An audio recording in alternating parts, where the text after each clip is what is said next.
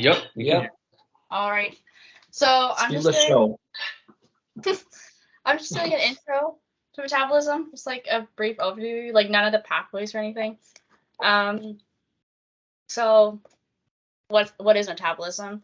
So it's the set of an organism's catabolic and anabolic activities. So catabolic activities or catabolism is the breakdown of large molecules into these smaller molecules. Can you guys see my mouse, by the way? Yeah. Okay. Yep. Yeah, so the larger molecules into smaller molecules, which releases free energy, so energy that's available to do work.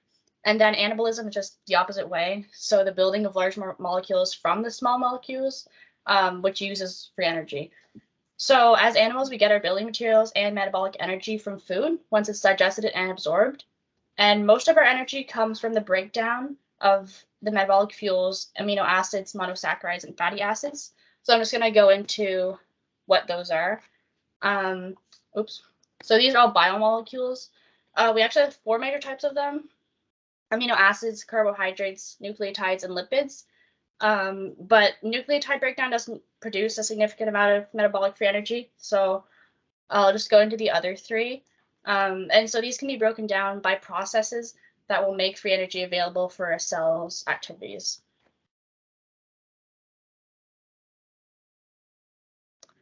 So amino acids, if you just look at this picture on the bottom here, contain an amino group, so this nitrogen, a carboxylic acid, which is a carbon and these 2 oxygens, and a side chain, which could be it wouldn't be this R here. It would be like over here we have alanine. So this has a methyl group, a CH3, but it could be something else as well.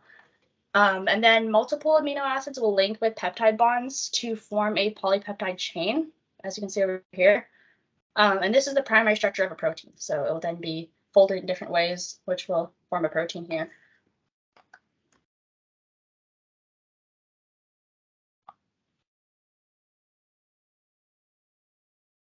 Okay. Then we have carbohydrates. So these are more commonly known as sugars, and they're also called monosaccharides.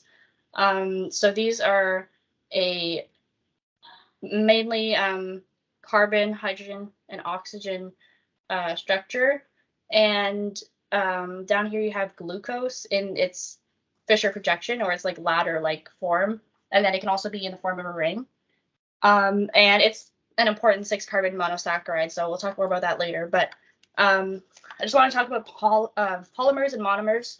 So up here we have the different pieces, as you can see, and then those would be the monomers, and then together they would be polymers. So if we look at glucose and galactose here, those would individually be monomers, and together they would be a polymer.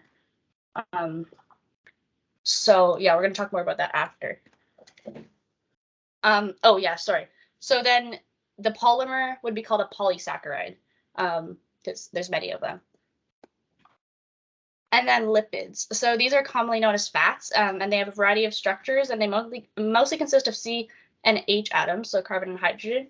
And these are mostly insoluble in water, which, if you put some cooking oil in water, it's not going to dissolve. And these don't technically form polymers because lipids are not monomers. Because, like, if you look down there, it's like formed of glycerol and other pieces, so it doesn't really count as like individual pieces all going together to make a polymer. But if you look at the right side, this would be a fatty acid. So this is the simplest lipid.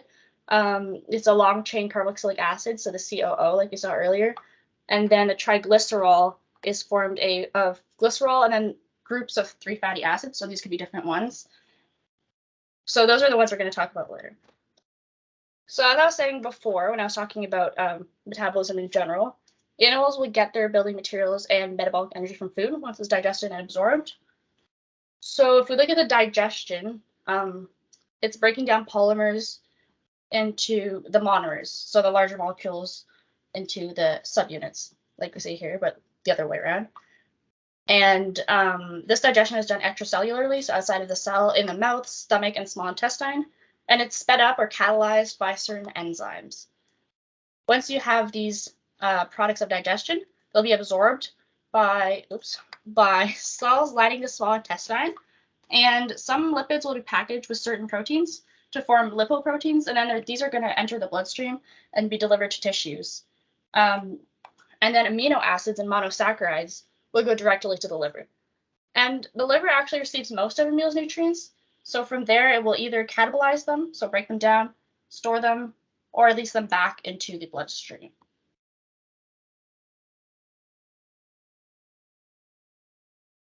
So in terms of the storage of the nutrients, the monomers, or the individual units, will be stored as polymers. So in the case of lipids, it's not technically a monomer or a polymer, like I said, but there's the fatty acids that will form the triglycerol. So we'll just talk about that in a second. But in terms of glucose, so the sugar, the storage polymer is glycogen. So if you look down here, all the individual circles represent a glucose. And this is a branch structure. So glucoses can easily be added or removed. And then most cells can immediately break down glucose to produce free energy. So it's quite useful, and as we'll see afterwards, it's the primary metabolic fuel. The body tends to prefer glucose compared to the other ones. And then, like I just said before, triglycerols are built up by fatty acids, and a lot of these will travel as lipoproteins to adipose tissue. So they're stored as fat globules within cells, like so in the picture.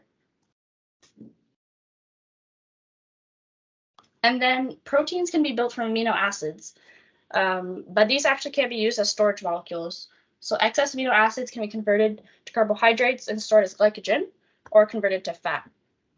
And a cell's allocation of resources will depend on what kind of tissue it is, and also its need to build cellular structures, provide free energy, or store for things they'll need in the future. So the mobilization of fuels, or the process in which these polysaccharides, the triacylglycerols, and proteins can be degraded to make metabolic fuels available. These metabolic fuels being amino acids, monosaccharides, and fatty acids, which can in turn be broken down by processes, and this will make free energy available so that a cell can do work. So like I said, there's a preference for glucose as the primary metabolic fuel by most of the body's tissues, and then the central nervous system will use pretty much almost only glucose. So the liver will mobilize glucose, or make it available by breaking down glycogen, and glucose will then be released into circulation, and other tissues will absorb this glucose from the bloodstream. If we look at the case of diabetes, so the body won't produce enough or respond normally to insulin, and what insulin does is it promotes the absorption of glucose from the blood into the tissues. So this is why the blood sugar will become elevated, because the tissues are supposed to absorb glucose, but because there isn't enough insulin or the body isn't responding normally to it, there's a lot more blood, or a lot more sugar in the blood. It's not being absorbed into the tissues properly. And then adipose tissue only actually mobilizes fat stores when the glucose supply is low.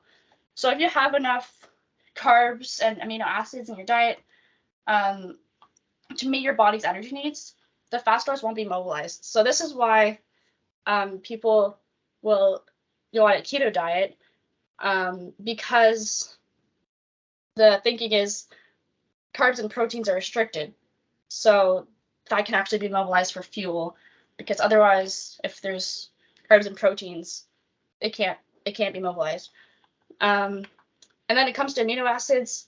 These are not mobilized for energy unless glycogen stores are depleted. But cellular proteins need to be continuously degraded and rebuilt depending on needs.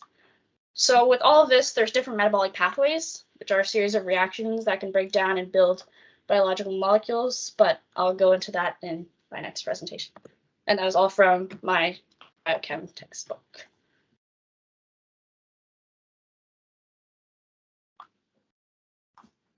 That was a nice presentation.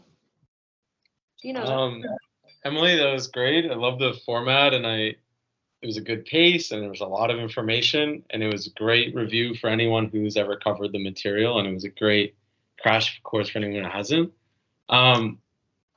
I apologize for sending in questions while you were talking. Maria was like, "What are you doing? That's distracting." Oh, I didn't even see it. I couldn't see good. it. Just in case anyone does get distracted while they're presenting, let's just try to type your comments and then send them at the end. Yeah, so there's a bunch of comments for you in the chat. If you want, I can read them to you, or How do anabolism and catabolism link to entropy? Well, entropy, if I'm not mistaken, has to do with it's in the equation for free energy. So I'm not sure exactly of an example of how that would go into it, but I think it's enthalpy and entropy. When you guys that took biochem want to correct me if I'm wrong, but those are very related to free energy, as is temperature. So, and then monosaccharid by. I guess I was just trying to say, can you explain the difference between those kinds of saccharides? The last two, is that the same? Oligosaccharide versus, I've never seen the oligsaccharide. Sorry, that's a polysaccharide. Sorry.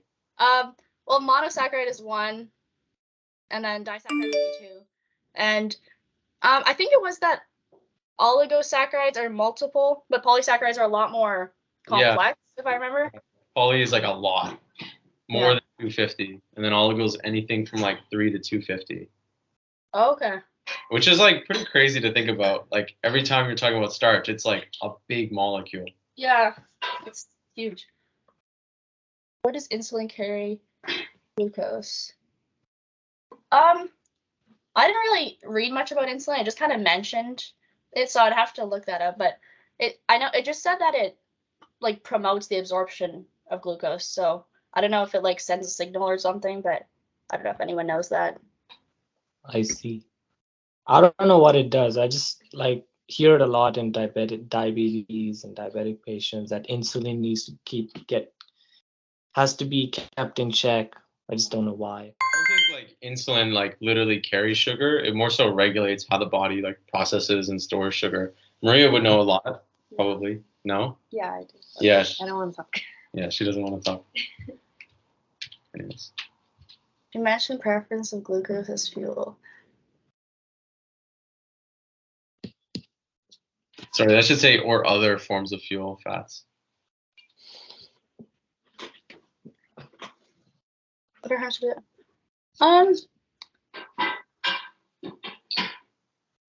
Well, other monosaccharides, I'm thinking. I'm not sure what the disadvantages would be of other monosaccharides, but I think they'd be more complex. So I'm not quite sure. But other forms of fuel, I think glucose would be a lot simpler to break down than fats. Again, you guys probably know better than I do. I'm not quite sure. No, I don't. Well, like the other people, the biochem people there, but I don't think there's a lot of people who do biochem. You're the local expert. Emily? Risks of long-term keto. Well, just off the top of my head, I feel like it's not very balanced. Like it might be good for the fact that it's gonna burn fat, but like you're not eating very healthily in other ways. Like I don't know if you're getting all the nutrients and stuff you need. Were there any other ones? I can't scroll for some reason. No, that's everything. Okay. Yeah. Oh, did you just type a bunch? Oh. Yeah, I just Emily. Yeah. So you said in your presentation that both carbs and protein are used for fuel. I didn't know protein was used for fuel. I thought glycogen and glucose, that's used for fuel. I didn't know how protein would be used for fuel. I thought it's rebuilding. Right? It's like there. I thought it's like a structure that's there in our hair, nails, and other stuff. There was a little bit about it there, but it said it wasn't used like immediately for energy. It was more so like for the cellular proteins, which I think was more for like rebuilding than directly energy. Yeah. That's what I thought. I think. Yeah. I remember one time like in my chemistry 100, Orlova was talking about like I believe anytime you're going to like initially, like maybe if you're like starving, right, and you haven't eaten in a long time, you're gonna like both break down fat and muscles to create energy. And she was saying how like or if you alternatively like say you eat a diet like this new carnivore diet thing where people are just eating like steak or whatever, like you're gonna digest protein